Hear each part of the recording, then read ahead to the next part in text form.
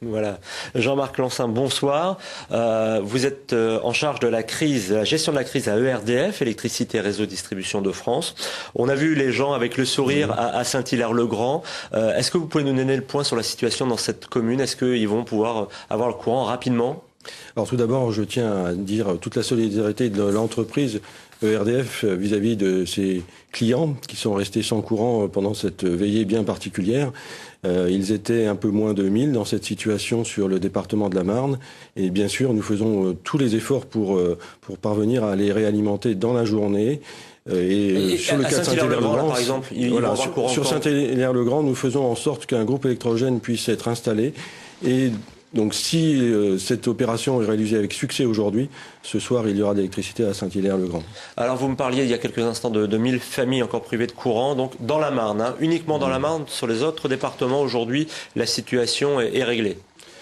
On ne peut pas dire tout à fait cela. Il y a 14 chantiers en cours actuellement, au cours de la journée d'aujourd'hui.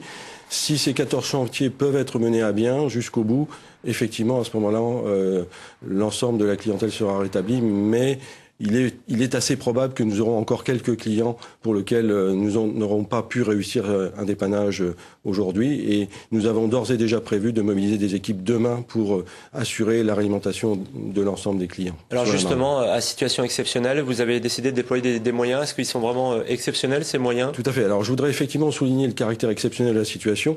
Nous avons des manchons de givre et de glace qui se sont formés sur les lignes électriques et sur nos organes de coupure sur le réseau qui interdisent les manœuvres, ce qui est une situation extraordinaire depuis 20 ans. Donc vous avez des agents de toute la région qui viennent aujourd'hui vers la Marne. Vous avez aussi déployé des groupes électrogènes. Alors voilà, donc nous avons fait venir devant cette situation exceptionnelle, nous avons décidé hier de faire approvisionner 11 groupes électrogènes de 4 tonnes chacun qui viennent d'Orléans et qui donc ont rejoint la Marne dans la nuit. Et donc aujourd'hui, nous sommes en train de mettre en place ces 11 groupes électrogènes. Retour à la normale quand?